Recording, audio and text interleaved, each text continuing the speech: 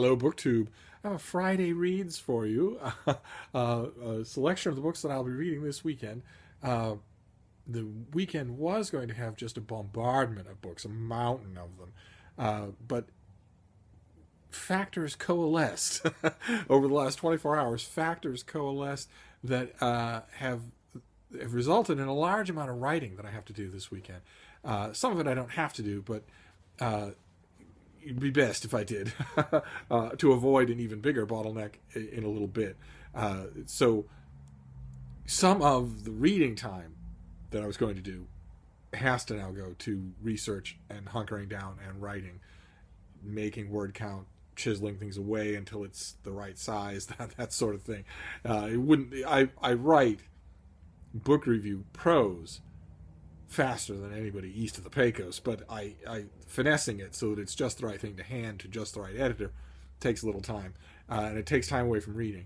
And also a couple of non-paid things came up this weekend too. It looks like this weekend is going to be very busy in ways that if I were to devote a large amount of time to just laying there on the bed with the dogs reading, I would start to feel a little guilty.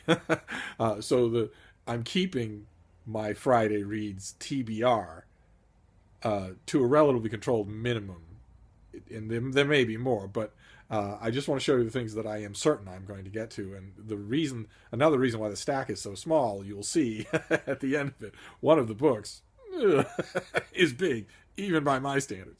But the first one is this: Malachi Martin, King of Kings. This is an old novel of his. When did this come out? This is 1980. This is a novel of his, a historical novel about the life of King David, who most certainly did not look like that, but that's all right.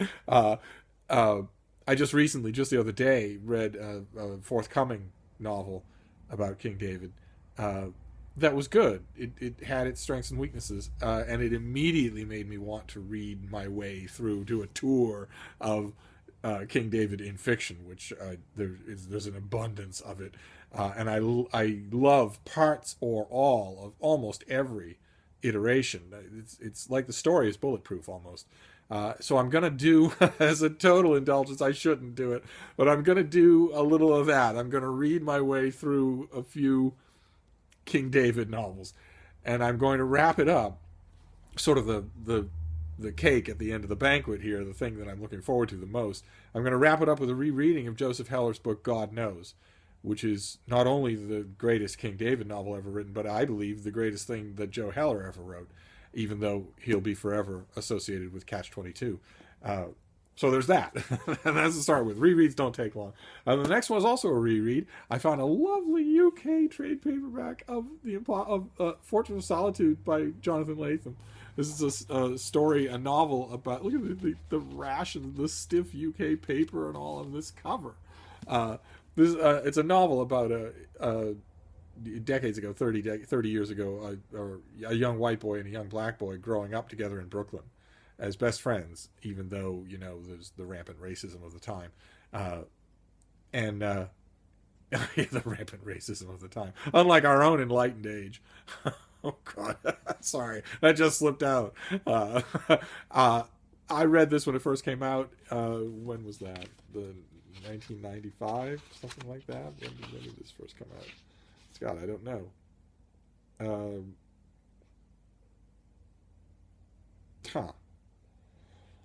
Okay. Well, the UK edition says 2003, but I know that can't be true.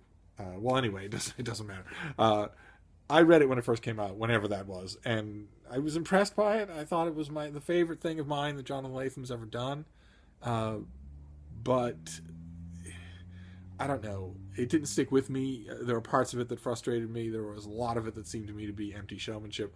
And I found when I saw this edition for free, I grabbed it as sort of a nudge to read it again. And then the next one, pure pleasure. It's the World's Finest, The Silver Age, Volume 1. This is DC Comics is reprinting their archives in these great trade paperbacks with the great nostalgic cover illustrations, the new cover illustrations. I remember once upon a time when a reprint volume like this would have had an ugly cover. It would have been just a totally unrepurposed cover from one of the reprinted issues. Instead, they're giving him these lovely things, and I can't get enough of them. And this volume covers one issue of Superman, and then probably about 10 or 15 issues of World's Finest, starting with the issue of Superman in which Batman and Superman team up for the first time.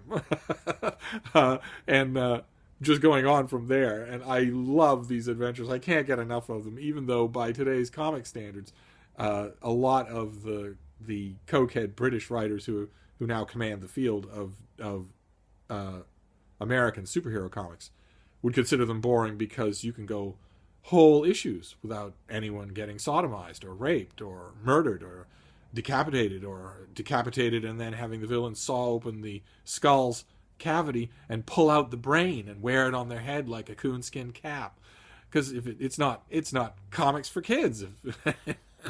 If you don't have that, no, it's not good enough for an insane supervillain to defeat Ares, the god of war. Instead, he's got to rip him apart in a central panel, and we've got to be able to see the viscera spilling out. Otherwise, it's not comic book entertainment.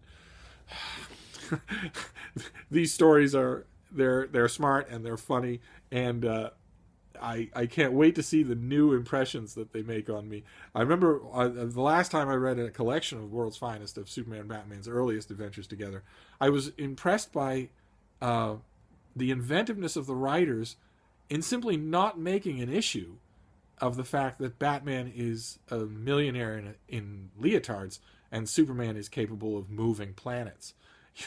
You would think that if the two of them, let alone a boy in short pants, were to have adventures, the adventures would almost immediately lopside. and yet no. The writers just find a way around it. And they don't need to strain either. It all feels natural. I remember that the last time I reread these issues. Now I will see what my new impressions are. Then the next one is Natural History. This is Monarchs and Milkweed. It's a nice, big, oversized, heavily illustrated book. Picture there, about the long evolutionary partnership between Monarch Butterflies and Milkweed. And I got the advance copy months and months ago, and I've been moving it around on the shelf one way or another. I've never actually got to it, and despite the fact that it absolutely fascinates me. So I will get to it this weekend, and I don't imagine it will take long. This and the World's Finest and the Malachi Martin won't take long, so they won't really eat much into reading time, and that's good, because of the last thing I want to show you. I'll need two hands to move it. It is this, A New Literary History of Modern China. Kaboom! This is edited by David Wei Wang. Comes out in May. I will be reviewing it for the Christian Science Monitor, and it is it's big and it's dense and it's full of authors I've never heard of in English translations I've never seen before, and it's a whole world. I mean, this is a whole world, and it's going to take a lot of time and a lot of attention and probably a whole feed of lead from my mechanical pencil, because I'm going to be going all through this.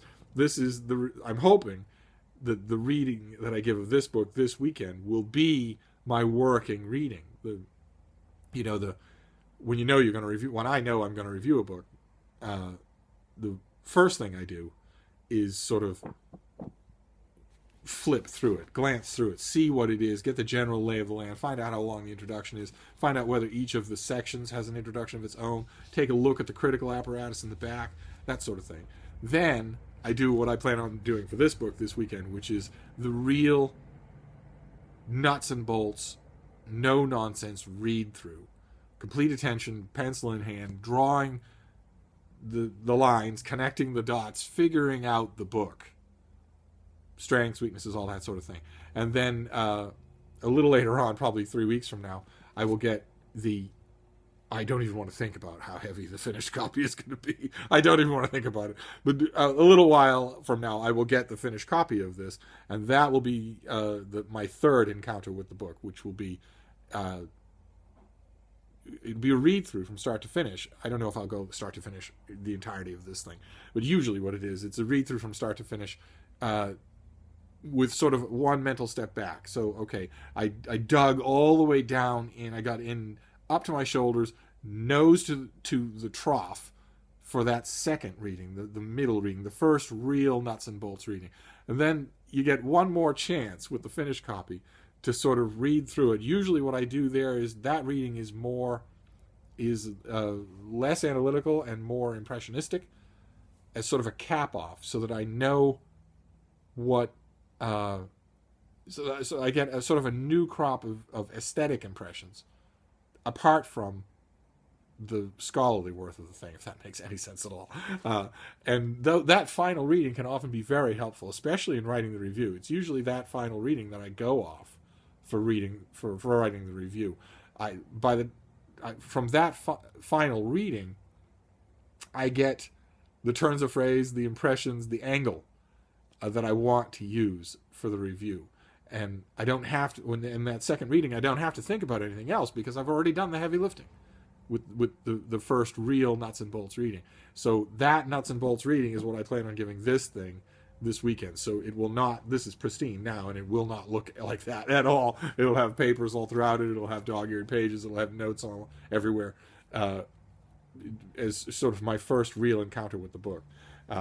So that is my Friday reads. This is a new literary history of China, then Monarchs and Milkweeds, then World's Finest, The Silver Age, Volume 1, then The Fortress of Solitude by Jonathan Latham, and King of Kings by Malachi Martin.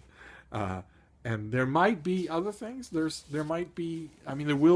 a couple of work things for Kirkus, a couple of there's a manuscript that I'll be reading chunks of it again. It's not anything for review, but I am still going to need to be paying attention to it. And a lot of writing. So not quite as much of usually I like to devote my weekends to reading, but it's not going to happen this time around.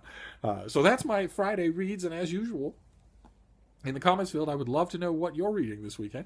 And I will see you soon. Thank you, BookTube.